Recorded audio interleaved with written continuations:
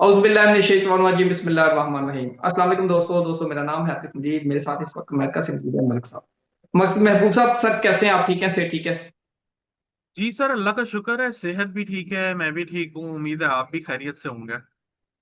माशाल्लाह अल्हम्दुलिल्लाह। सर आपने ईरान का चार्ट खोला था जिसमें आपने उस वक्त कहा था कि 2 दिन ईरान के लिए टफ होंगे, उसके बाद ईरान डट जाएगा, खड़ा हो जाएगा। और ईरान का हारोस्कोप बता रहा है कामयाबी। ईरान का हारोस्कोप हर तरफ अच्छे की न्यूज़ सुना रहा है। सब मुज़ाकरात हुए, मुज़ाकरात में ईरान अपने पॉइंट्स पे अड़ा रहा। एक्सपेक्ट ये किया जा रहा था कि हो सकता है ईरान बैकफुट पे हो, अमेरिका स्पीडर हो जाए, लेकिन जो आपने चार्ट खोला था बिल्कुल उसी के मुताबिक हुआ, ईरान डट गया। अब फिर मुज़ाकरात सर शुरू होने जा रहे हैं। इस वक्त ईरान का हारोस्कोप अगर आप दोबारा शेयर करें या नाजरीन को दिखा सकें, इस वक्त आपको कौन कौन से सितारे कहाँ जाके मिलाप हो रहा है और ईरान के हारोस्कोप में क्या चीजें नजर आ रही हैं? अच्छा, मैं ईरान का चार्ट शेयर करूंगा और मैं आपको थोड़ा सा कोशिश करूंगा कि मैं आपको बता सकूं कि वो क्या रहा है।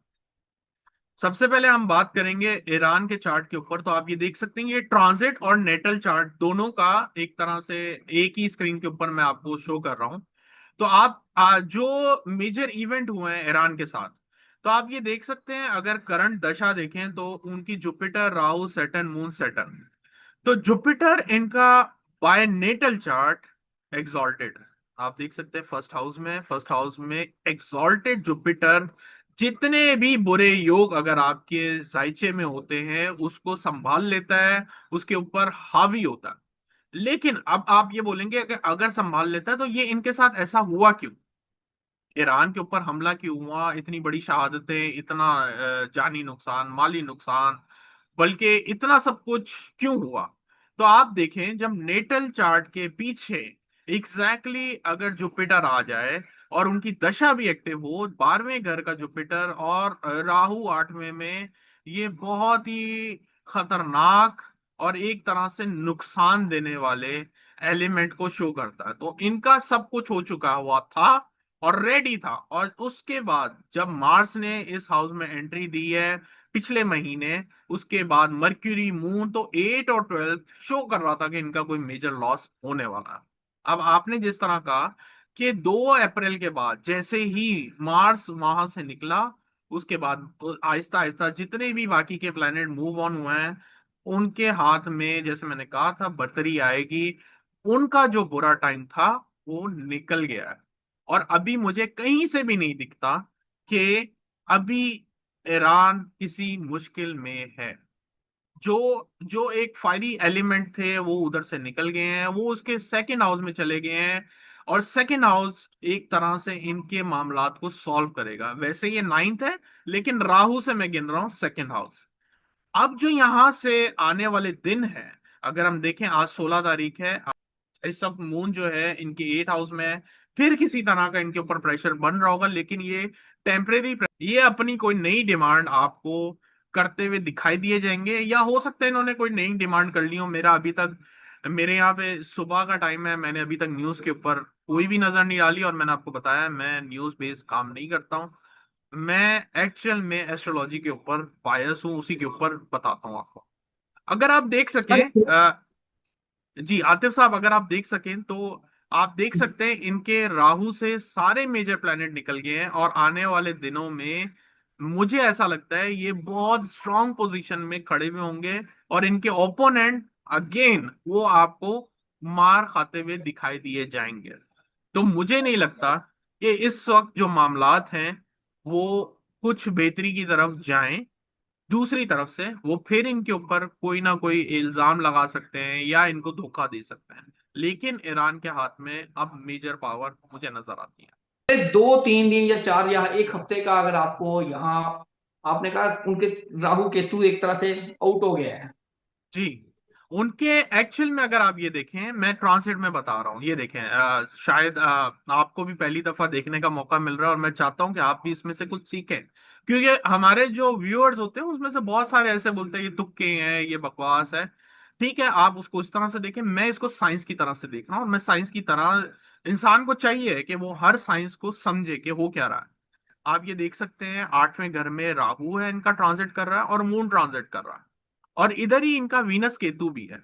तो एक्चुअली इनके केतु के ऊपर से राहु ट्रांजिट कर रहा है और राहु के ऊपर से केतु ट्रांजिट कर रहा है, जो कि एक तरह से एक नए बिगनिंग साइकिल का इनिशियल इनिशिएशन भी दिखा रहा है, और एक तरह से नई, जैसे इनके पास आपने देखा है कि एक नई जनरेशन आई है, इनकी रिजीम चेंज हुई है। रिजीम चेंज से मुराद ये है कि उनके जो मतलब पीछे से जो भी इनके नए मुंतखब लीडर आए हैं, जो रहबर आए हैं, वो इसमें से क्लियरली शो हो रहा है। दूसरी बात, अब जैसे ही राहु केतु के आप देखें प्लैनेट, तो जितने भी ट्रांजिट करने वाले प्लैनेट हैं वो इधर से बाहर निकल चुके हैं।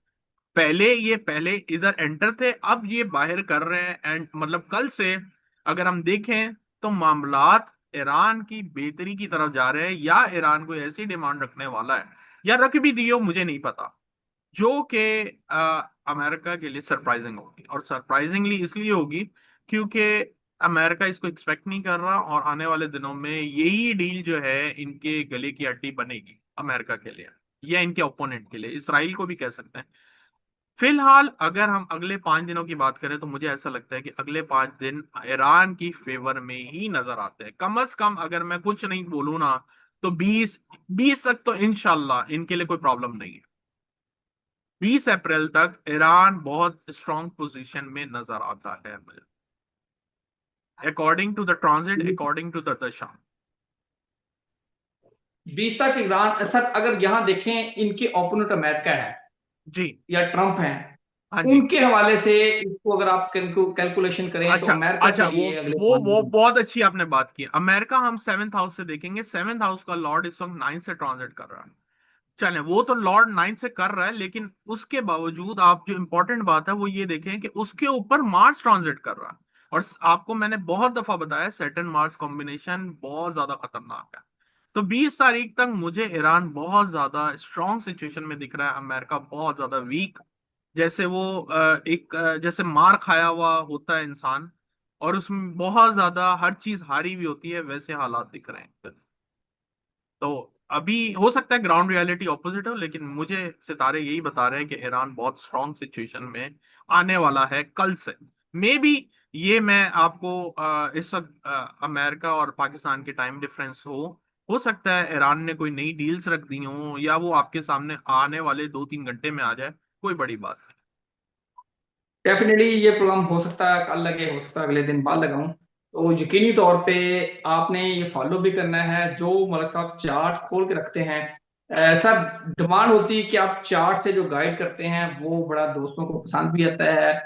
जो हमारे जितने व्यूअरशिप हैं, जितने देखने वाली हैं, वो इसको लाइक भी करते हैं कि आप जो चार्ट खोलते हैं। सर, इस चार्ट को देखते हुए दुनिया के लिए क्या पैगाम देंगे आप?